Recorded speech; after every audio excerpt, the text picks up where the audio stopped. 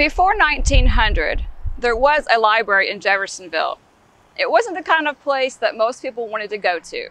It was in the trustee's office, which was mostly used for men to come in and smoke, talk about politics, and just generally loaf around, not something that women or children wanted to be a part of.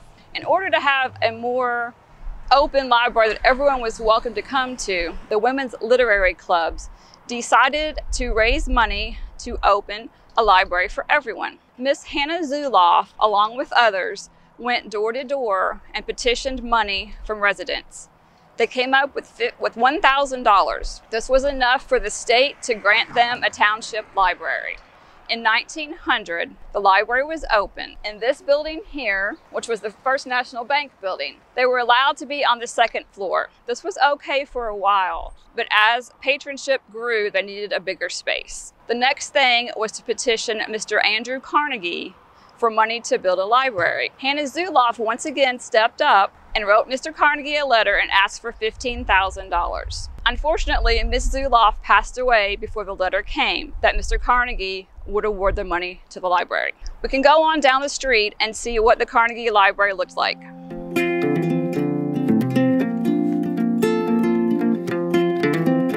We're heading to the Carnegie Library, which Mr. Andrew Carnegie so kindly donated money for.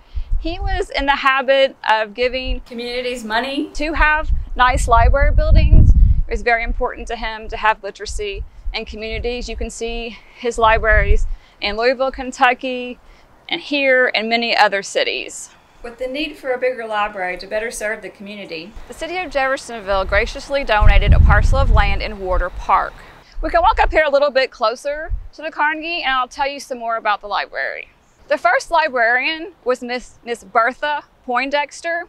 Her salary was $20 a month, which doesn't sound like a lot now, but back in the early 1900s, that was a lot for a single woman. She served as the main librarian, the only librarian for many years. One of her quirky things was she did not allow fiction books to be checked out by just anyone.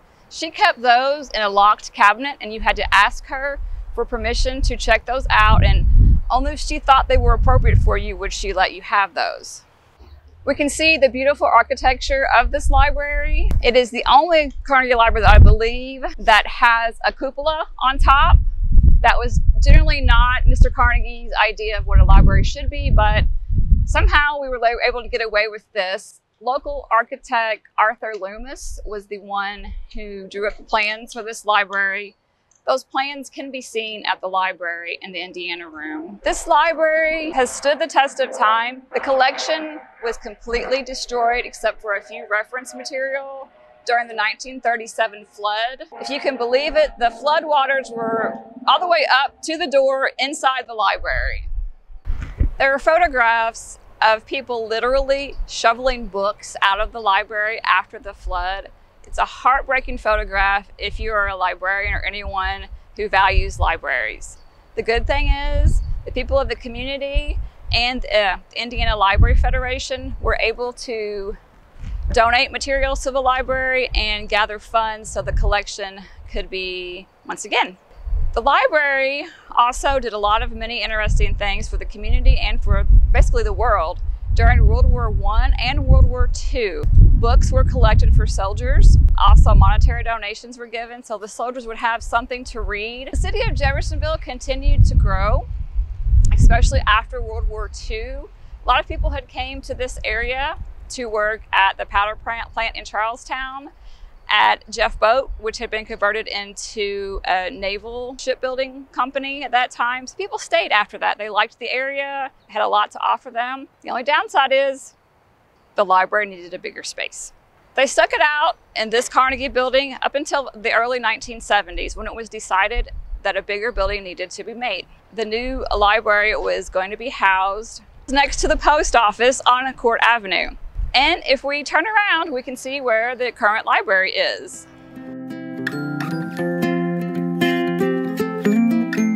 By the late 1980s, early 1990s, the information age was exploding. People were wanting computers and wanted things to be done quicker. The library stepped up and was able to purchase computers for the staff and also make the card catalog automated so people could easily look through and see what they need instead of having to go to an actual card catalog.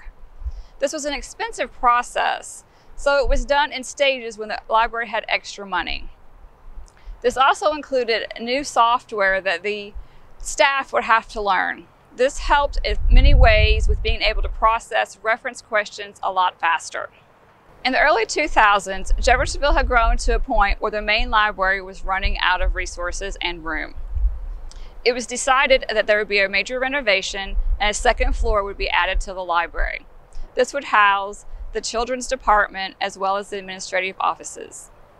On the first floor, there were meeting rooms added, a new Indiana room, and general upgrades to the library. Downstairs, there was a meeting room that was added, as well as our technical processing department. This renovation was started in 2004 and ended in 2007. During that time, the library was completely closed. The Census Bureau was able to offer a building for the library to be housed in during that time.